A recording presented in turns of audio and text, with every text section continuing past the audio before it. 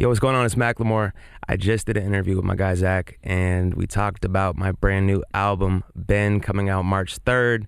Check it out. Much love. Peace. Hello, beautiful human. Thanks for clicking on our conversation with Ben Macklemore. I'm so excited for him to be here. Seriously, the last time he was on our show, he was one of my favorite guests of all time. He's also one of my favorite humans, favorite artists. He has a brand new album out. It is called Ben. Link in the description below if you haven't listened to it yet. But we have a lot to get to. Yeah, excited to be here hanging out with you. Leave your honest feedback in the comment section below. Hit subscribe and say thanks to GoPub for delivering this interview to you. They are the best out there. They are changing the way you get things delivered. They are making the convenience store way more convenient. Thousands of items available right in the palm of your hand. Electronics, snacks, booze, anything you need. Home goods, they got you covered. GoPuff it, baby. It'll get to you pretty much instantly. If you want to save money too, I'll help you out. Just use my code ZAC10 when you're checking out. Download GoPuff, try it out. ZAC10. Woo. Okay. I'm really excited. Let's talk to Macklemore.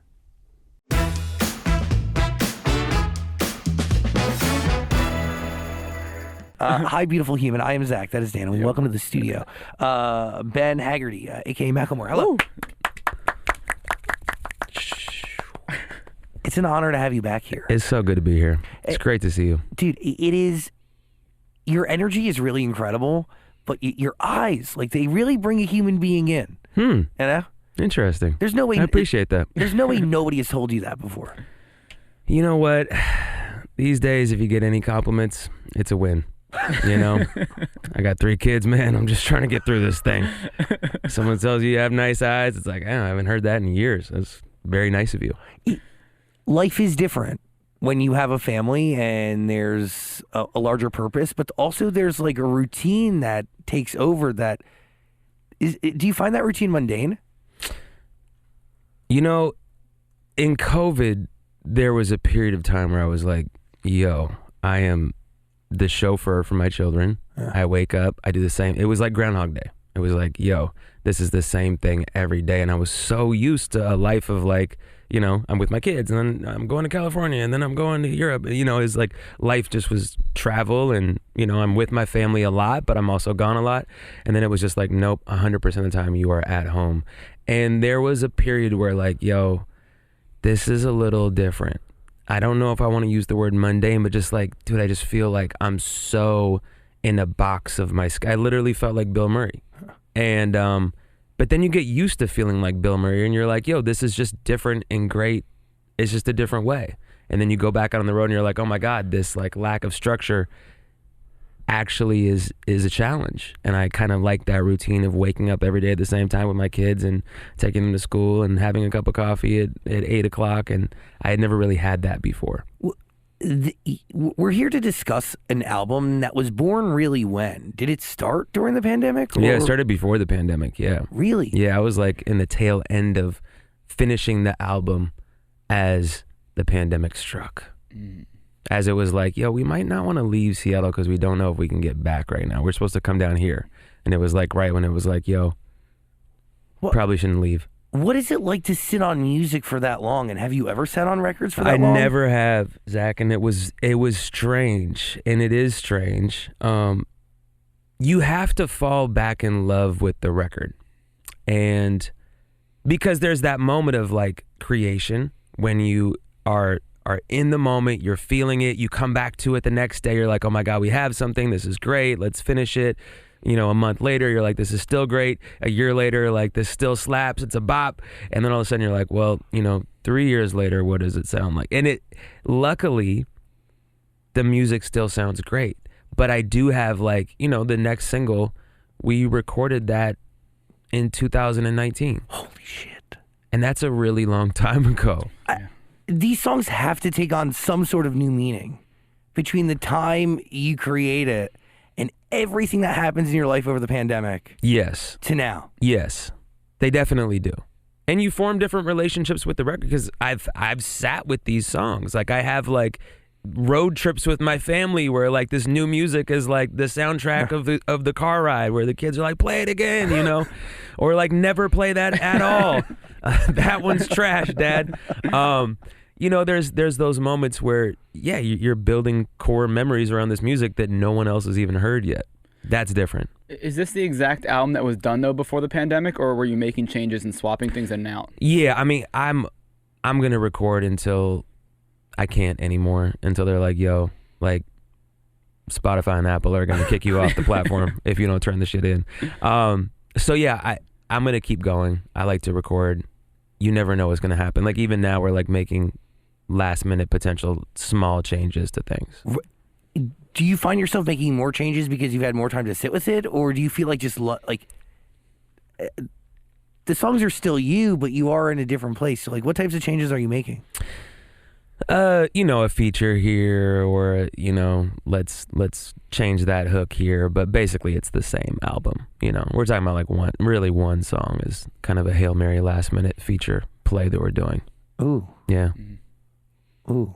Yeah. Ooh. This will come out in time. I don't know if it's gonna happen.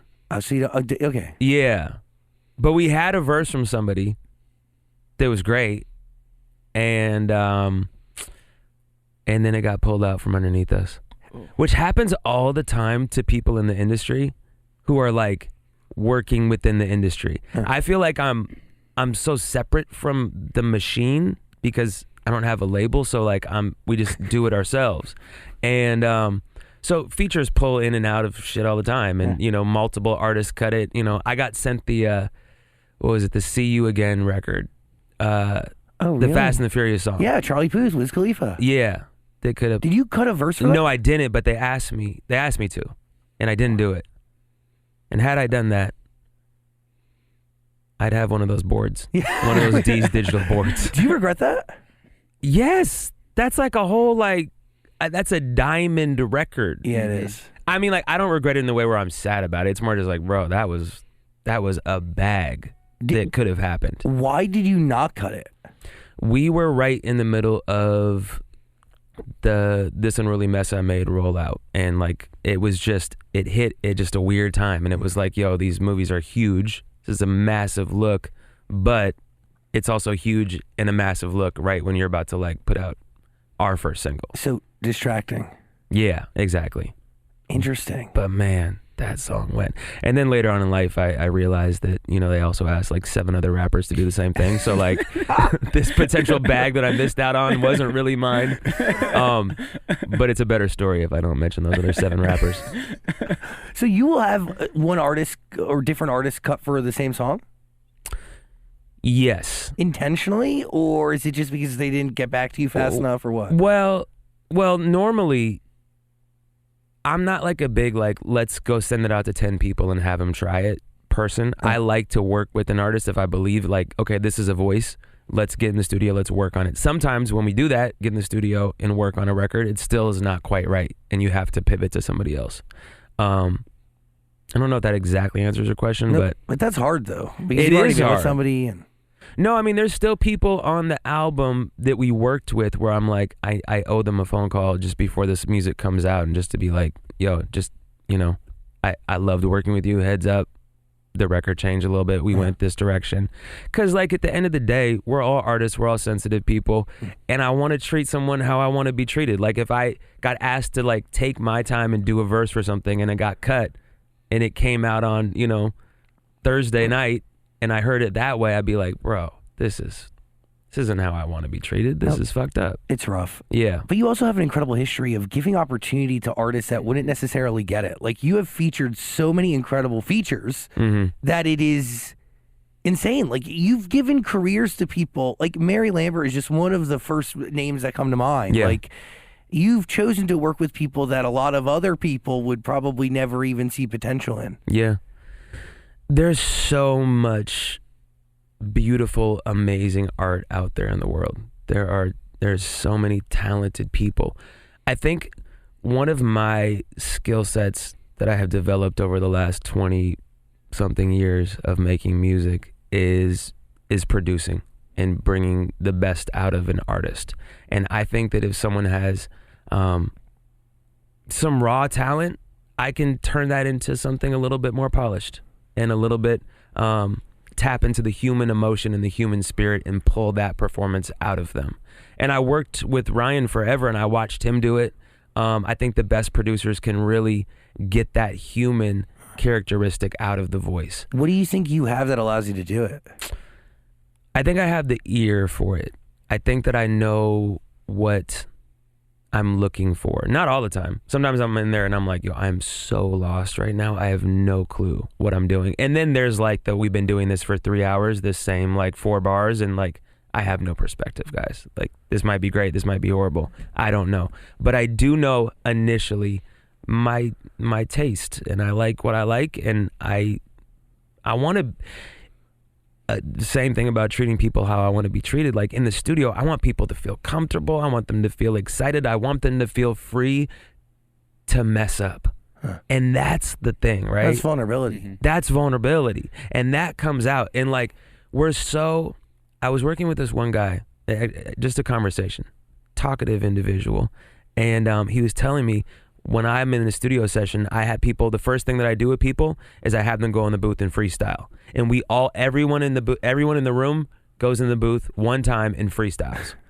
And like, it makes everyone super uncomfortable. But he's like, dude, we've already made up our minds about each other in terms of like what we think we're good at, what we lack in or whatever. We've already made up our minds about everyone in this room. Who cares? Go in there and try. Let's like get out of ourselves, get out of the ego, and just create and be in the moment. By being so uncomfortable, it then breeds comfort. Yes, then you're like, dude, I already did that horrible freestyle thing. From here on out, this is a piece of cake. So do you call in a bunch of people that you've worked with in the past to help bring Ben to life, or are you only looking for people that are new and fresh? No, I bring in people I work with all the time. People I've worked with for damn near 20 years. I mean, I like to do it all. I have my core group of people. I have my producer Budo. I have, my engineer Jordan, and I have, a guy that I write hooks with, XP, and then we come together and we recorded out in the woods, and it was beautiful. It was peaceful. It was serene, and we just got to make art. I feel like you talk about this on God's Will. Talk about like fuck the industry, and you only fuck with the people you actually mess with. Yeah, we as artists are so protected by our labels and our management and our publicists, and like there's this force field around us, right? You need that protection in some moments.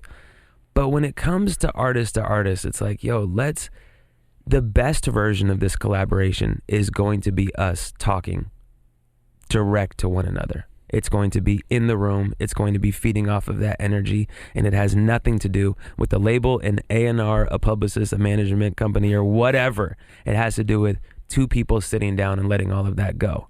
You start throwing those things in the mix, which is just what the industry is, and it dilutes the product. Do you feel like do you try to preach that to other artists? But a lot of them don't necessarily get it, because you have been purely independent. You've made history for independent artists everywhere. You've laid a path and a playbook that my personal friends have gone on to follow and help change culture as well, and make tens and tens of millions of dollars, really do incredible things. Yeah. And also become business people at the same time that control their own destiny. And in doing independence, you end up getting an understanding of what every layer of a musical operation looks like and feels like, and most importantly, costs. Yes. And you see it. And you feel it. Firsthand. Yes. I play with my own money. I think it would be so different playing with house money, because you're like, look, if we don't recoup, we don't recoup. Yeah, whatever. Yeah, whatever. And luckily, and we've taken L's, we've taken more W's. But that's part of the process. But that's part of the process. And when you win, you really win. Yeah. And when you lose, you're like, damn, we just spent $700,000 on that music video that has 2 million plays. Like, what did we do?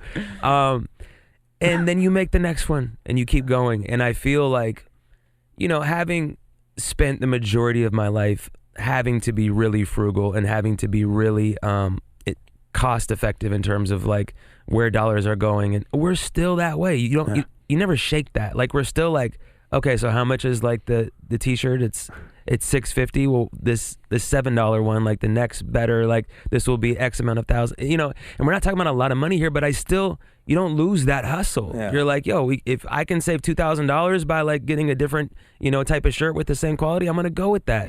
That in across the board. So, that's obviously a t-shirt, but once you get into music videos and you're spending real money and you're feeling that like, yo, we've already spent a lot of money on this rollout, it would be very different being on a label and being like, well, we've spent a lot of Jimmy Iovine's money and I'm fine. But that, and by the way, like that is a much different attitude. But the attitude that you have allows you to do things like the clothing line and the golf stuff. Like you get to see things very differently. You're not looking at it from the same lens as an artist who's playing with, again, Jimmy Iovine's money. It's totally different. Yeah, and same thing with the golf stuff with Bogey Boys. It's like, out from the very beginning, I'm like, I could have taken on an outside investor. I'm like, I would like to roll the dice and bet on my own product. Like, Sick. Let's do it. And again, it's paying off, but you don't know. And the economy is like doing what it's doing. And you're like, I have no idea people are going to be buying clothes in 6 months the way that they were 6 months ago. When you think about the L's you've taken, is there one that stands out that you've learned from the most? There's L's that stand out. Absolutely. We did a song called Arrows. And, with the artist named Fences. And, I thought the song was great. It was just that era of like, we have money now. We got some corporate money behind it. And we spent damn near $1 million in the music video. Damn. Yeah. Like we built whole sets and like that are all trash now. Yeah, they're trash. And the song didn't do anything. And like, but the piece of art was really good. And like, I hadn't watched the video for, I don't know, 6 years or something. And I watched it a couple weeks ago and was like, that's cool. Like, it's really cool to be able to like look back and be like, you know what? We gave everything to that record. We gave everything to that song. We spent way too much money. We made a ton of mistakes. But you know what? 8 years later, I can still look back and be like, that's a great record. It's a great video. I remember all those moments. Yes, there's some learning lessons there, but it was fantastic. Yeah, Sun Comes Up. When was that song started? Was that pre-pandemic too? That was in the pandemic, and we were in LA, and I had just got off of like 3 days of sessions with different writers, which I hadn't ever really done before. Like, I've written with people that are writers, but not just like straight up like, this isn't another artist that's like a public figure. It's a songwriter. Their publishing is through Warner Chappell, and they're going to be at the studio at 2. Show up. And I did like 3 days of that, and I was so tired of having small talk conversation with strangers on studio couches, that I walked into the studio that day, and this amazing writer Jackson was there, and we're doing the like, where do you live, like, where coffee shops do you go to, like LA small talk, and all of a sudden I was like, dude, can we stop and just like not do this? Like, you seem like a really sweet guy. It's been really good to talk to you for a minute, but can we just create and not talk anymore? He was like, yes, absolutely, let's do that. People feel obligated to do small talk. We need to talk for an hour. No, cut the shit. Cut this shit. Like, what are we here to do? No. Let's write some music. And that happened. That song wrote itself in like 30 minutes. Wow, and there's a dance in there. A dance? Hold on. I wrote down the lyrics. The refresh, the Scroll, oh, that's refresh, vegan. That's Oh no, I got the wrong. Wait, yeah. That wait, one's scroll, refresh, turned off. Do That's it again. That's not Sun Comes Up. What do we call that record? That's called Hold on.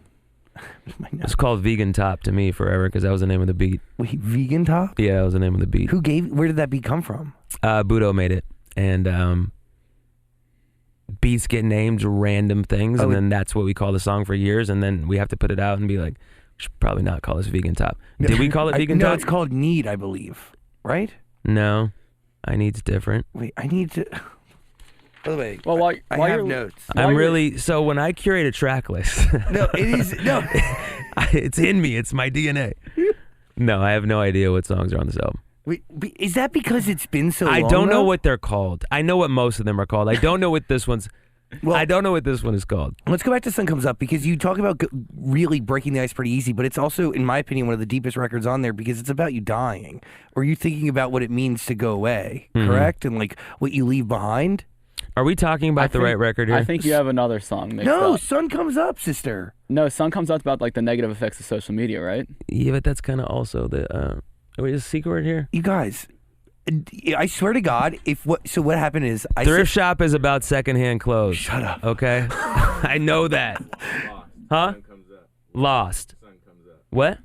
Lost. Sun comes up. Lost. Songs in one. It's one song and one. Which is why it's like 5.5 minutes. Yes. So it goes Lost and then Sun Comes Up. It's one song. So you're kind of right. Okay. I was really afraid that because I sit in my car and I blast it, right? And sometimes the data from the phone doesn't actually translate to the data on the screen. Yeah. But I'm using the data on the screen, so now I'm afraid that everything else I just... You're right, dude. Okay, fuck. Lost. Fucking love that Well, you title did- track. I think you did talk about like who would post about you if you died. Yes. Is that the lyric you're referencing? Yes. Yeah. All right, so cool, yes, cool, yeah, cool. yeah. Because I wonder the same did it. thing. It's really sad. Yeah, I don't.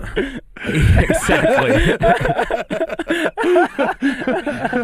How will we be remembered? Who is going to mourn us?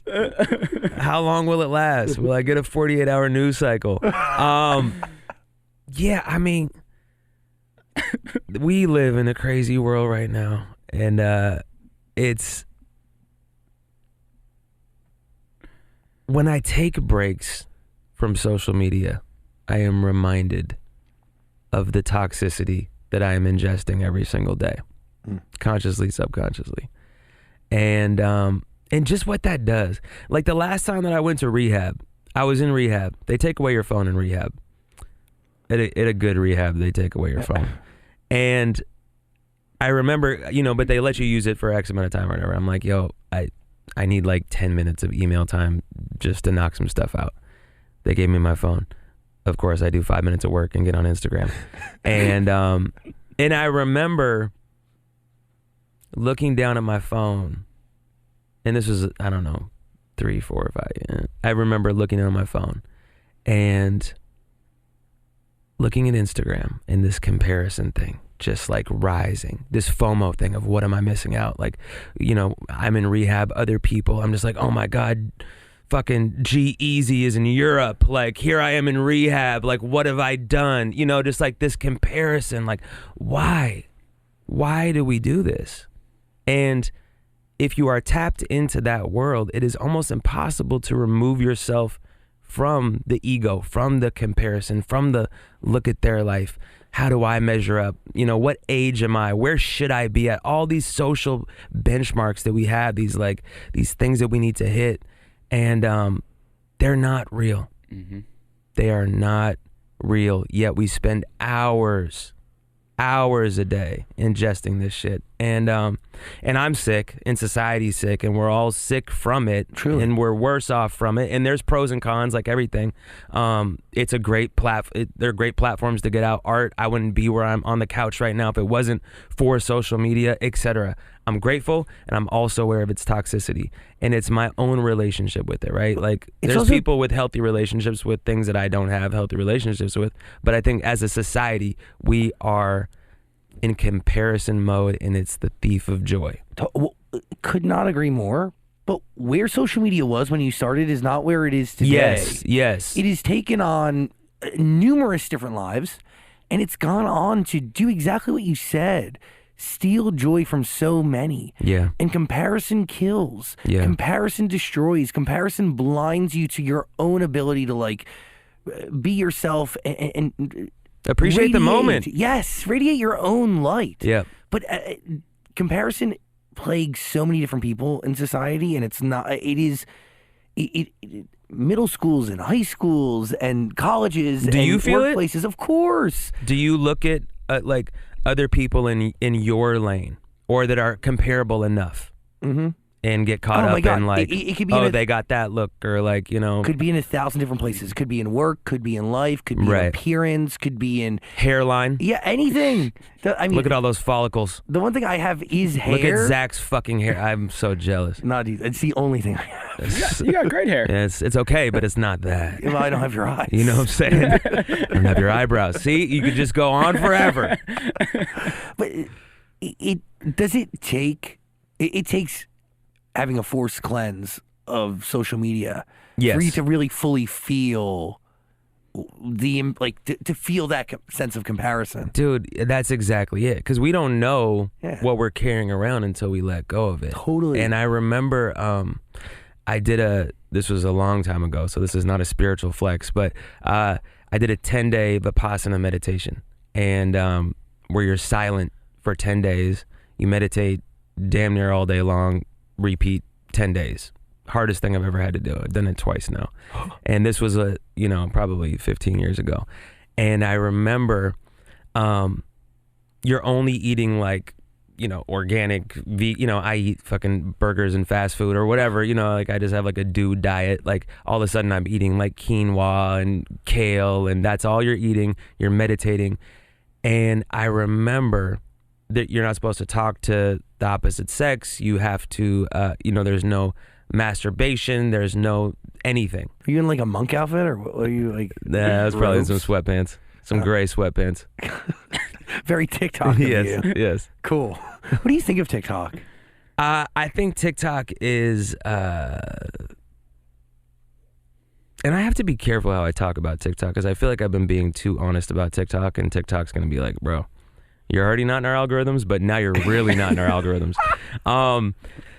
I think TikTok is the Wild West of trying to figure out social media. It has confused the hell out of me in the last 9 months I've been on it, or a year that I've been on it.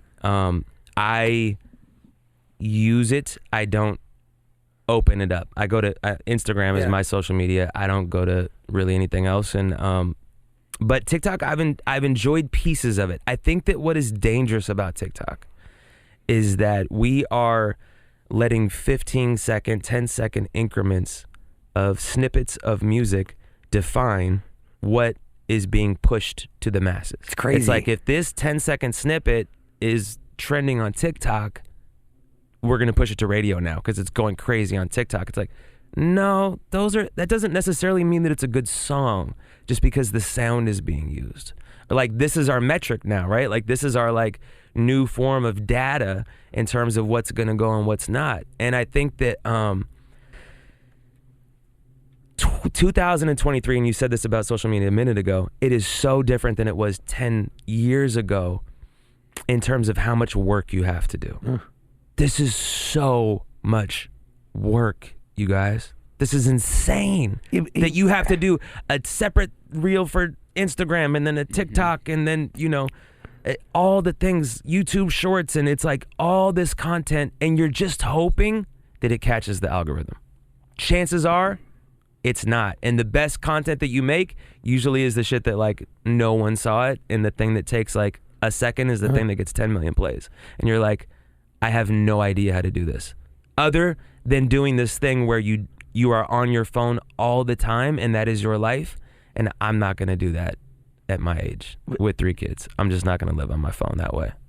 What? That's exactly for what, and that's the healthy thing to do. But at the end of the day, you're making something you're making a great point, which is 10 seconds defines what records are being pushed to radio. Yeah. And the sheer amount of work that goes into promoting a song or getting the algorithm to just hit right is so insane, to the point where is it the quality of the song that determines the success, or is it the fact that you've just been poking the algorithm over and over and over and over and over again until it works? We don't know. And it's different, and we don't know. And there's spends labels are putting crazy dollar spends. It's insane. Into TikTok and campaigns, and we're not even going to talk about the fake streams and all that, but there's a lot of money behind the scenes getting poured into these platforms. And for someone like me, I'm who's funding it independently, I'm like, dude, I'm not gonna do a bunch of fake YouTube views for what? No. Why? You got to pay to play, to cheat, to appear to be bigger than you are. It's and everybody is doing this, and I'm not exaggerating when I say that. It's the secret that's not really a secret that people talk about. This is just how the game is being played. The numbers that we are getting told are real are not, and they're gassing all these numbers. Sucks. It's kind of gross. It is gross. It's just because we're so metric dependent in our society, right? Yeah. This is our standards of success. It's oh, you did this amount of number your first week sales, this TikTok has this many, your engagement is this. We're constantly doing this math, and I'm like, I am such a better human when I let go of all of that. And I'm like, dude, I'm gonna make a TikTok. If it goes, it goes. And that's all you can do. And that's all you can do. And then you make another one. But are you thinking about TikTok when you're making Ben about, will this song go viral? Is there a viral something in this or You that? know what? It wasn't until like the tail end of it. And because the music industry changed in the process of making Ben. Like, it changed in the last 5 years exponentially since Gemini. And there was I remember the moment I'm sitting there writing, and I'm like, you know what? And I'm thinking about the industry and the place that we are at. And I was like, you know what? There's a great chance that none of this music goes like, you know, I have a hit record, or, you know, I have a song that does really well or whatever. I was like, there's a great chance that none of this works on that commercial level, and it has nothing to do with the quality of the music. And that was like a tough concession to make. It was like, damn, dude. Like, it wasn't this like, oh, I'm not coming with it, or like, I lost this step, or I used to be able to rap better. It was like none of that. It was like, all these songs are fucking great. I love what we're making. People might not even know this exists. And we're all playing that game of, how do you get people's attention? And then when you get their attention, how do you hold on to their attention?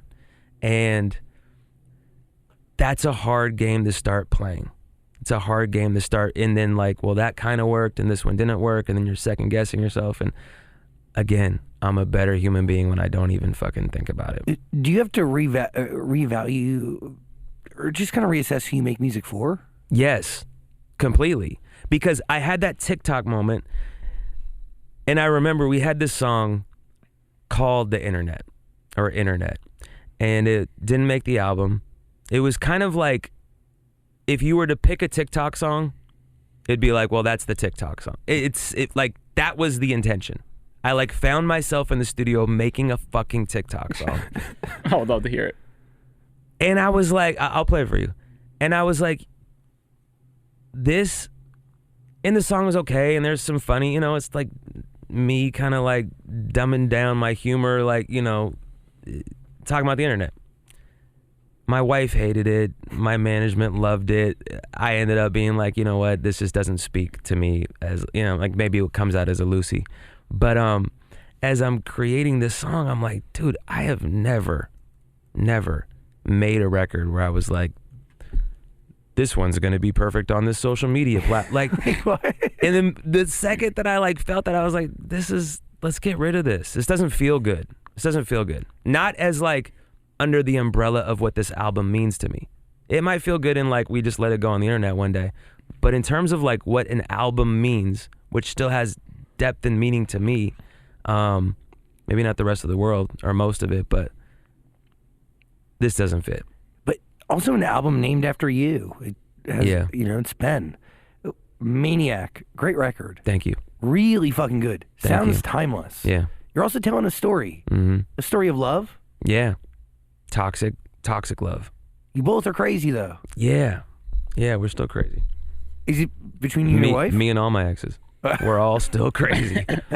No, I feel like you can't say crazy anymore. But I do. We're all crazy, and we're all crazy in a beautiful way. And like, you grow up in a relationship, right? Like, you know, long-term relationships, and sometimes you grow up, you grow apart. I think that I've had some crazy moments in the past. It was one of those records. Ryan Lewis played it for me, and I heard the hook and was just like, yo, what's up with this?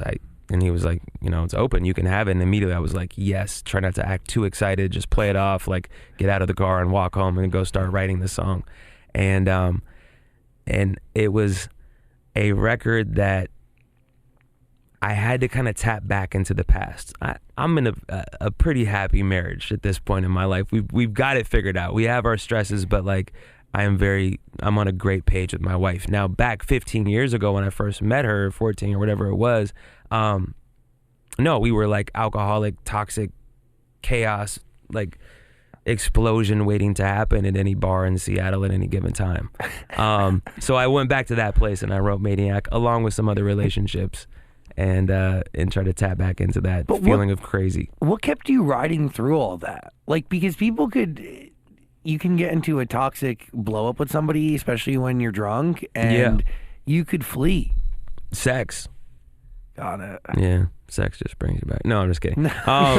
That's what starts it. That's what starts the comeback. No, I think there's just like, I found my best friend. Yeah. And I found the person that makes me the happiest, that I love spending time with, that I'm constantly learning from, that I'm evolving with, that I have now created a partnership in terms of raising children, bringing children into this world, and like the strategy around that and the love around that and the experiences around that are so deep and fulfilling and meaningful that I can't imagine my life without her. And even before kids, she's my creative counterpart. She is, the operations. She's the CEO. She's the producer. She's the. You guys run the business together. She does everything. Yeah, Holy shit. She's a creative. She's a creative counterpart to what I do. I know she directed the video for Faithful. Mm-hmm. I didn't know that she was. I didn't know there was more. That there was more depth to it. Yeah, she's crazy. done just like kind of I do. She's worn all hats forever, and I love working with her, and that's such a cool feeling to be able to be creative with your significant other. And then there's of course times where like she has a vision, I have a different vision, and that results in some friction. But that's part of it. How do you compromise? Let her get her way. Got it. Yeah. No, I mean, you have to pick it's just like anything. You have to pick your battles. There's moments where I'm like, absolutely not. Like, this is and I have to kind of remember, like, dude, this is your vision. At the end of the day, like, this is your baby, and everyone else's opinion in the room matters. Hers really matters, but at the end of it, you have to trust your gut. Yeah. Have you gone against her feelings? Creative vision before? She wanted me to take the word bitch out of Heroes for the music video, which I was always kind of like on the fence about. Like, my highest self is like, yes, I should take that word out. The like rapper in me is like, fuck no. Yeah. I'm keeping bitch in the song. It's got that like 90s grunge rap. Yeah, like it just keep felt in. like the era. So like for the video, but she felt very, and she's like, and brought up the minute she was like, you have two young girls, and I was like, oh, I'm taking bitch out. I have to, and I still don't want to. But I'm gonna do it. Like, that was one of those moments where I'm like, all right, what's like the rapper side of you want right now, and what's like the highest? And does it really matter at the end of the day of like what Instagram snippet's going on your page? No. But can you separate the rapper and the dad? I can. I think it's harder for my wife. Yeah. I think it's harder for her. Because I'm looking, and even when I was explaining this song to my mom before she heard it and saw the video, because like a lot of what I'm rapping about in Heroes is like, this is the debauchery that I did that created a lot of pain for my mom when I was in, high school. It's like my mom will still well up talking about me when I was like 14, 15 years old and the shit that I was doing. I can only imagine as a parent losing your kid to like drugs, alcohol, fucking violence, like getting arrested, like all of that life that we were living, and all of a sudden your kid last year was like getting, B's and A's, and now they're about to flunk out of school and getting arrested. That's a crazy pivot. And my mom had to put up with that. So I gave her a call and was like, yo, just so you know, I got this record. It's definitely like reliving the past. She ended up liking the record. But, there's something about Trisha's ability to like, she gets it, but at a certain point, she's also like, I see you as this. You are a dad. You are a father. You are a role model, an example. You don't need to tap into that 15-year-old version of yourself. And I'm like, yeah, but that 15-year-old version of myself is what got us here, this house that we're in right now. It's true. Along with everything that she sacrificed and all the fucking grinding that she's done. So I'm like, I'm going to take bitch out. Compromise. I'm going to compromise. That's really special. I'm gonna keep it on the record though. I just took it out for the video. Just the visual. I mean, Heroes and A Grime, 2 songs back to back that are awesome. How fun are those to write? Because they're like straight rap verses, very minor choruses, if anything, no bridges. They're my favorite. Yeah, they're my favorite. They're so fun to listen to. And they're the most effortless. It's like that's my wheelhouse. That's the world that I. It's just fun. That's like. Those are where the hours of my career have gone to. Then there's the other side of it, like where it's like, okay, now we need to like. Now we're making a pop song. Now we're making like something that's supposed to like, potentially be on the radio or whatever. And that is such a different part of my brain than what those rap records are. Those rap records are pure raw energy. They happen quickly. Those verses get written quickly. They get recorded fast. The other records sometimes are like, these are the puzzles that take weeks, months upon months at times. But like, your biggest records throughout your history, are those the songs that take the longest? Thriftshop and Can't Hold Us, both of them, yes. They took a long time. Mm-hmm. How about Same Love? Same Love took a while. Good Same Old Love, Days? Good Old Days.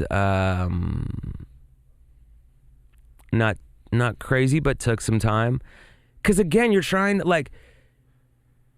make the best version of what it is you're going after. So like, yeah, if I'm trying to make like a 90s rap record with Primo, I'm like, that doesn't have as many elements. Like the DNA of a 90s rap record is like, drums, oftentimes a break beat, bass line, and a sample. That's the DNA. There is no fucking pre-chorus, there is no bridge, there is, usually it's just that. And it's much more loopy. Our music like has ebbs and flows of emotion and live instrumentation, and it takes you on a journey from the beginning of the verse to the end of the verse. And dude, Downtown? Yeah, that shit's fucking crazy. I mean, that was the longest song of all time. Really? Making that song. Yes. Number one. Well, I mean, it is a long journey. And it's a long song. No wonder why that shit didn't work on radio. Radio was so excited about Downtown, and then like a month later after like the data came back, they're like, yeah, it looks like 80% of people don't make it through the end of this one. I was like, okay. Did you give them an edit for it, or did you not compromise on that? I think that we were just in our like, no. Yeah, we don't fucking do that. We don't do that. Play it entirely. This is Bohemian Rhapsody of 2015. Which, by the way, this is coming on the heels of like you also making, I mean, a couple years earlier, you do Same Love, which we talked about the last time you were here. I mean, that song changes the world forever. Yeah. Also ushers in a whole new perspective, forces radio stations to play a song that they would never. I mean, I remember getting calls from PDs being like, we don't play that here. This is the type of radio station that this is. Right. We don't play this song in this city. I got so many phone calls. Yeah. It was crazy. But also you knew that that's the moment where change is actually erupting and occurring. And yes. like, if you're creating that type of conversation and I'm getting those phone calls, I can only imagine the phone calls you're getting, your team. I mean, it must be fucking insane. But in the best way. In the best way. It was such a beautiful moment, and I think that there was that, when I come back to any injustice or social movement, particularly as a white, straight, wealthy male, I'm like, what are you willing to risk right now? Like, okay, so you want to talk about white privilege, you want to talk about marriage equality, well, what are you willing to give up right now for it to actually be equal? Because it's one thing to be like, everyone should be equal, when it's like, okay, well, equality actually looks like this. And I think that what are you willing to risk was a question of like, because again, at the time, now we're talking about this 10 years later, right? 10 years later, this is our perspective on Same Love, or your perspective on Same Love. But at the time, it was like, dude, I had people coming to me like, yo, we're getting some death threats, just so you know. It was a moment of like, we don't know how the public is going to react. I still remember being on stage in Arkansas at an amphitheater, like sold out. For some reason, everyone in Arkansas came to the show. I thought it was going to be like the worst show of the tour. It was the best show of the tour, and I'm doing Same Love, and I'm scared. I'm literally like performing it like, what if I get sniped? Like, is there someone out there? Having these like these thoughts. And it was probably the best Same Love I have ever done, because it was done in an area where that hate, I imagine, is still rampant. Yeah. Where that division is still rampant, where the acceptance hasn't happened yet, where people still have to live as a secret. And because of that, there was this opposition to the hate, this overwhelming flow of love amongst these 20,000 people. And maybe not all of them. In fact, I'm sure it wasn't all of them. But the people that were on the side of love were louder than ever. And it still gives me goosebumps. I still remember that moment and being like, this was all worth it. And, you know, even if something happened, I remember playing that shit in, I think we were in Lebanon, and they were like, you can't play that. Yeah. I played Same Love. I went to Russia. They were like, you can't play that. I played Same Love. And all of these moments, it's not just like you can't play that. It's like, yo, do not No, you get. I mean, play that. They can usher you off the stage. We don't know what's going to happen. Do not do it. And you know, you look at Brittany Griner like 10 years later. Obviously, that's drugs. But like, yeah, I don't know. You know, I don't know if I would fuck around today. But our world is in an interesting place. But I've always chosen just keep it going, and the results have been overwhelmingly positive throughout the entire world. Well, because that song comes at a time where like it comes relatively close to Thrift Shop. Yeah. Right? Like it is, and Thrift Shop is a song that obviously sets you on a path that changes everything. But in that moment, you do have the most to fucking lose. Yeah. Right? Because you just have like made inroads with radio. I maybe did Can't Hold Us come after? No. I mean, like really came so close after Thrift Shop. Yeah. Holy shit. I think it was Thrift Shop, then Same Love. That's insane. Yeah, but Thrift Shop hadn't blown up to the point. Yeah, it hadn't really, like, it wasn't all of a sudden like, oh, 1 billion views and now I'm putting out Same Love. It was like, you know, it was moving. Thrift Shop was starting to go. Like you really had a lot to risk, but the reward was incredibly great. I want to continue to take risks. I've taken risks that have, you know, that have panned out, that have not panned out, but I love doing some shit where I'm like, yo, I'm really fucking nervous to press upload right now. And this could go really south fast. And like that feeling of like I'm making some art that's gonna shake some shit up. And it's not perfect. It's none of it is, it never will be. But I am going to make some shit for the sake, not for the sake of to shake some shit up, but just because that's how I fucking feel and I need to tell my truth. And I know that this is going to ruffle some feathers. You bring up the opioid epidemic on this album, which is something that, I mean, has plagued this nation for quite some time. Yeah. It obviously hits home, close to home, but is that in the same category as, I would say, a social injustice that needs to be at least discussed and brought up? And by the way, I would categorize the opioid epidemic as a social injustice, mainly based on who it affects. Yeah. So, yeah, I mean... Yeah, I would too. I completely would. Is there nerves there? Or is it just so true? There's no nerves there. And not at this point. I think when I first got clean in 2008 and I got out of treatment, there was this very conscious decision in my head of like, am I going to tell the truth right now about who I am and what disease I have, or am I going to hide it? And I made the choice to be honest, and it was the best call that I've fucking, you know, could have made. I immediately like was able to tell my truth. Look, I'm an addict. This is 2008. We're not talking about mental health in 2008. We're not talking about the opioid epidemic. We're not talking about, you know, any of that. This is kind of before this whole like, okay, let's take care of ourselves now and get therapists. And we definitely were not being honest about drug addiction in the same way in rehabilitation like we are in, you know, 2023. So I made this choice at that time. Like, look, I have to be honest. If it alienates me, like whatever, like this is who I am. And I got these, you know, small groups of fans coming to these small shows who were just like, dude, other side. Yeah. That song saved my life. That song got me through this. That song did that. And I was reminded of the power of art, and I watched that spread organically in the recovery community, where someone was talking about being an addict, and all the addicts were like, yes, no one has ever fucking spoken up for us. No one has ever said this on record. Like, I'm trying to think of if we've ever even had a record, a rap record about substance abuse before that. I don't know. I don't know. But if we never have in a way that is as transparent. If we have, as, it hasn't been many. Yeah. You know, I mean, Pac touched on, like, you know, some things around drug abuse for sure, in terms of, you know, Dear Mama and whatnot. But to really be like, I am an addict, I'm going to talk about this on a record, I don't know if there was a blueprint for that. And it was fucking scary at the time. And it paid off because people came to the shows and were like, yo, and it got me closer to the recovery community.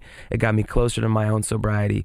And the music did what it's supposed to do, which is it's supposed to be medicine. It's supposed to be something that heals us, that makes us feel a part of, that makes us feel connected, that reminds us why we are here.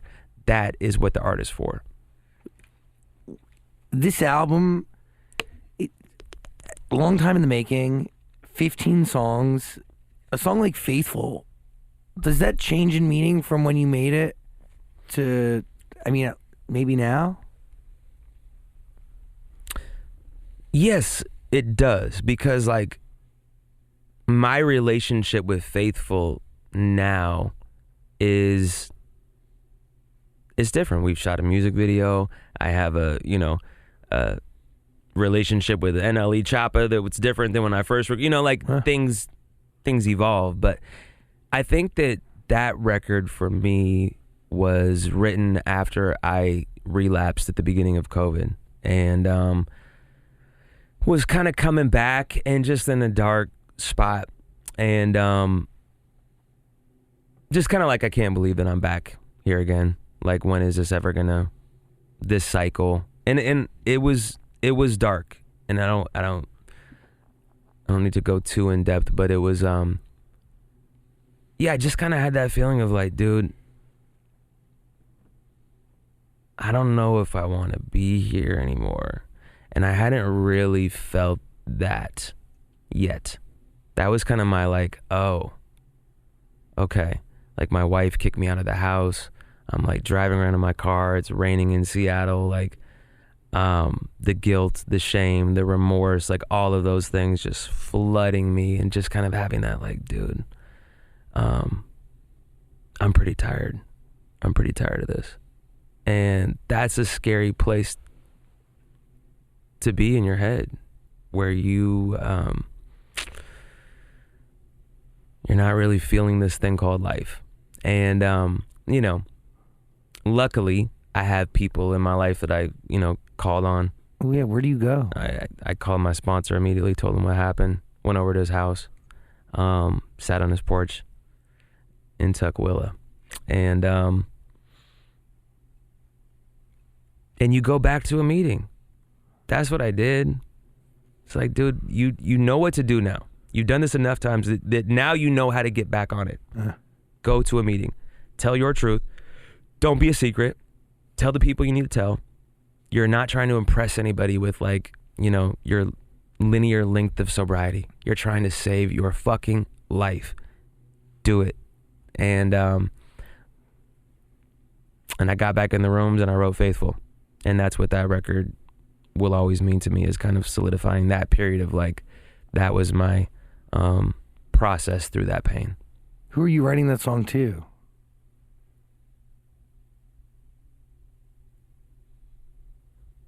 I think that I'm writing that song to an emotion. I don't think that I'm writing that song to myself or to somebody else. I think that it's always a reminder to myself, right? It's always like, okay, I got some clarity, like, let's get this down right now. So it's a reminder to myself. Of course, there's the hope that like it touches other people, but you don't control that.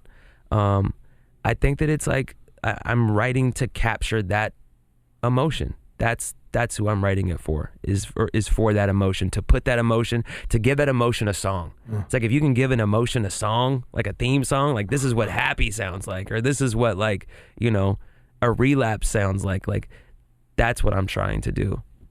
in the most authentic way though, like not in the way of like, you know, of going into it, but like with the intention of like, this is going to be the depressing record, or this is the emo song. It's like, no, I am in that place. Yeah. I literally feel like I could rip my fucking heart out, put that shit into the art. How soon after you getting kicked out do you need to write this record?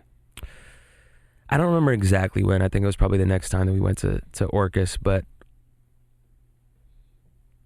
yeah, it was a tough time, and also a beautiful time in the same way. And I think that like I have a tendency of looking back on Relapse and being like, that was bad. That was really bad. I lost trust and I lied to people and I fucked up and I shouldn't have done that. And like, yes, those things are all true. I shouldn't have done that. But there are takeaways. And I'm not an advocate of relapse by any means for people that are in recovery. Trust me, I am not at all. We do not need to put more pain on top of pain, and we're risking our lives every time that we do it. So I am not by any means saying that. But I do think that coming out of that, it was a bit of a reset moment for me of just, what do you want to get out of life? Do you want to live in the shadows? Do you want to be a secret? Do you want to be lying to the person that you love the most to every single day so you can continue to use drugs secretively? Like, no, I don't want to do that. Okay. Now, you've answered your own question. What is it going to take to get back in that place where you're in the middle, where you are putting your recovery over everything else, knowing that if you don't, you will lose it? And it took that relapse, and it took some real pain, and you get back on it. And it's not like, I didn't walk back into the rooms of recovery like, oh my God, guys, I'm such a piece of shit, even though I'm telling myself that. But it's like, dude, give yourself a break. You're just trying to fucking save your life. Like, this is not a show. This is not you don't get a fucking gold coin that when you get to heaven that you had 30 years of recovery. Like, that's not how this works. Just fucking save your life and tell the truth. Things so easy to say, but really hard to do. Really hard to do. Really hard to do. And when you're in active addiction, the disease of addiction is like, yeah, right, we're not telling the truth. We're going to keep getting high. True. And that's the voice that you're going off of when you're in active addiction. So to find the willingness to change when you're in that place is really difficult. It's scary. It is, but it's something that plagues so many people. Yeah. In so many different ways. Yeah. I mean, do you have people in your life that you... Oh. Yeah. Yeah. I mean, we all do, right? God, yeah. Are you for real? We all do. Yeah. Yes. One of my parents was sober for like 35 years now. Wow. Being an alcoholic for like 30 years. Wow. Something like that, 28, yeah. It's pretty crazy. Your parents? Yeah, my dad. Your dad. Swapped it with Jim and Diet Coke. Yeah. He's found new addiction. The Jim, sure. Not Jim Bean. No, the Jim. The I'm sorry. Jim. Sorry. Yeah, Yeah, Jim. not Jim Bean and no. Diet Coke. No, he works out like twice a day. Yeah. He drinks Diet Coke, Yeah. like crazy. But yeah, I mean, of course. I know so many people. I know so many people, so many friends who are addicted to different things. Yeah. And by the way, like addicted to snorting Xanax. Mm-hmm. I mean, gosh, like, oh my, I can tell, crazy. I've applied Narcan to people. Have you? Yeah, of course. Wow. I've lost friends Yeah. to addiction. I lost a friend a few months ago who was left alone to overdose on a park bench in front of a Pollo Loco. Like, it is such an issue that plagues, not just this nation, but the world. The world, yeah. But this world, But particularly this here. country, we see it. Yeah. We see it every day. Well, the pharmaceutical industry is so different here. Oh, yeah. And corrupt compared to the rest of the world. Like, I've staged dove in and broken ribs and shit and gone into the hospital and gotten an x-ray in Germany and they're like, ibuprofen. And I'm it. like, no, I broke my rib. I can't really breathe right now. They're like, yep, anti-inflammatory. Peace. 600 milligrams. And dude, here... And I was fucking fine. And here, they would have been like, here's 60 oxycodone. Mm-hmm.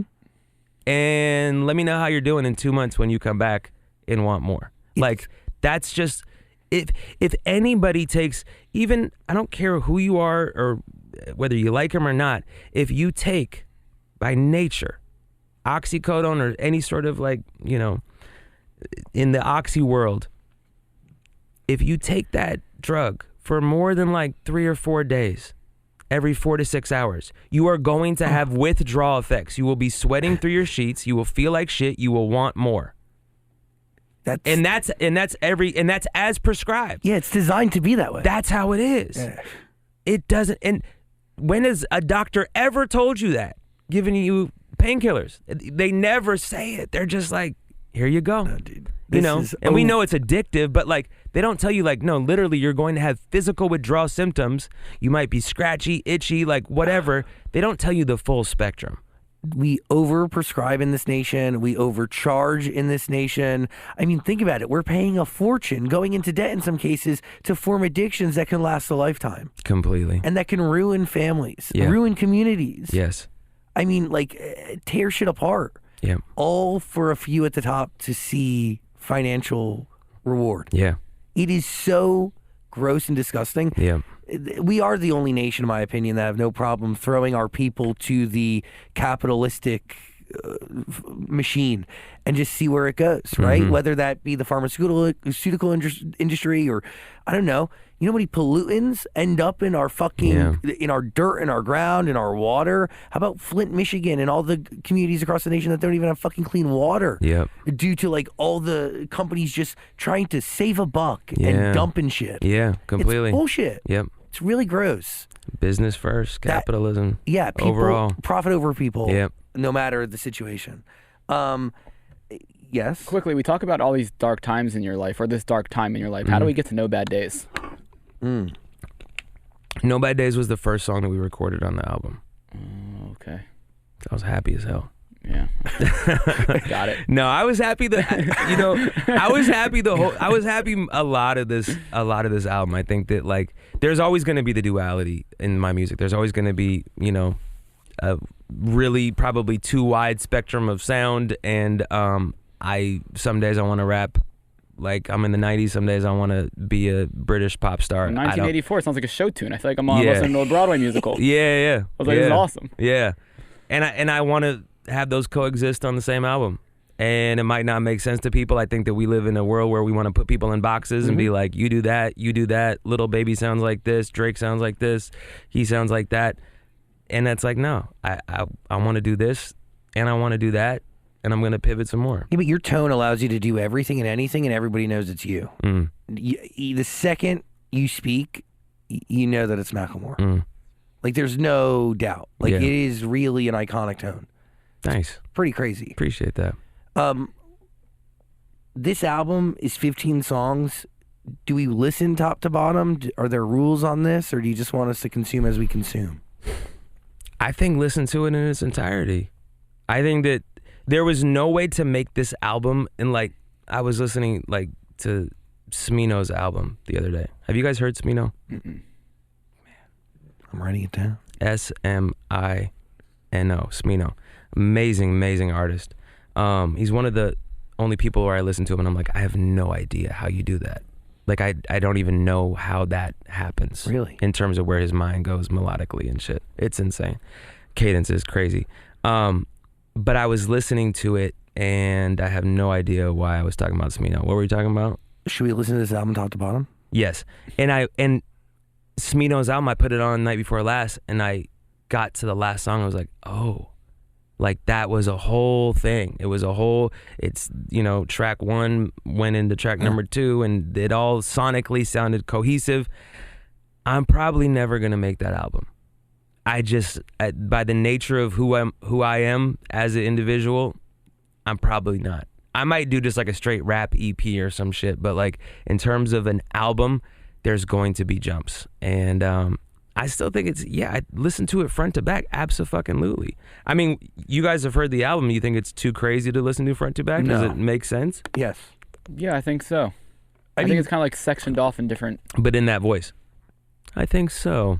I guess I was questioning it. It was like your eyes I'm squinted not- just slightly. I guess I It was wasn't like, confident in my answer. Yeah, well, I think that that's probably the answer. I Yeah. think so, and that there's like sections of it, and you take, you're like Grime and Heroes are back to back or whatever. It's like pockets of like, okay, this is a little moment, and now we're going down, and now we're lifting it back up, and you want that roller coaster of an emotion throughout an album. Taillights.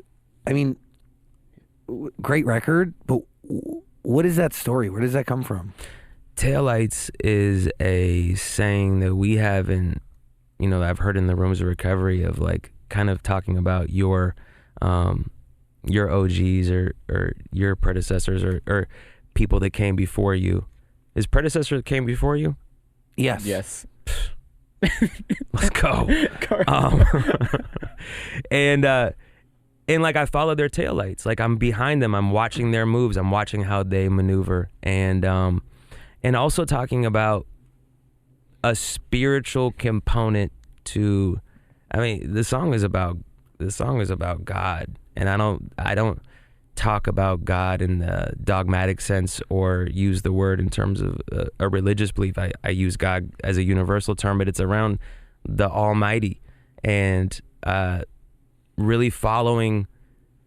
Who are we following through this life? Like we can follow a lot of different people, Who are we choosing To follow. Who Because that are matters. we choosing? And there's a lot of time in the day to make different decisions on who we're following. And that's what Taillights is about. You got to listen to Ben. We're going to put a link in the description below. Also, all of Macklemore's music available on Amazon Music. Link down there as well. And you really are one of my favorite guests of all time. You're one of my favorite artists, and what you've done for music and your level of honesty and transparency is incredible. And your ability to capture very vital, needed conversation and package it in a song that is so easy to ingest by everybody and anybody is really, I've seen it firsthand what it does to communities and to people. And I thank you very much. And the first time you came on our show is one of my favorite interviews I've ever done. And I tell everybody that. Where were we? We were in Culver City. Yeah. You were on that same exact couch, Yeah. talking into that exact same microphone. And you're really one of my favorite guests. And we're going to put a link to the description. We were here before, No, Culver City, you came to visit us. Very far. but on the same couch. Yeah. Yeah, we just Yeah. moved everything here. Yeah. Okay. We're gonna move everything to the new place. Because I have no idea what neighborhood we're in right now. No, We're in I'm like, Rehab. oh, Culver City. Is that where we're at? I'm going to put a link to Ben in the description. Plus, you can listen to all of his music on Amazon Music. And if you want to check out our first interview with Macklemore, there's going to be a link to that too. Thank you for Thank being you. here, and thank you for always giving us time and energy, and thank you for sharing Honest Art. So Thank you guys. You guys are the best, man. Appreciate you. Thank you.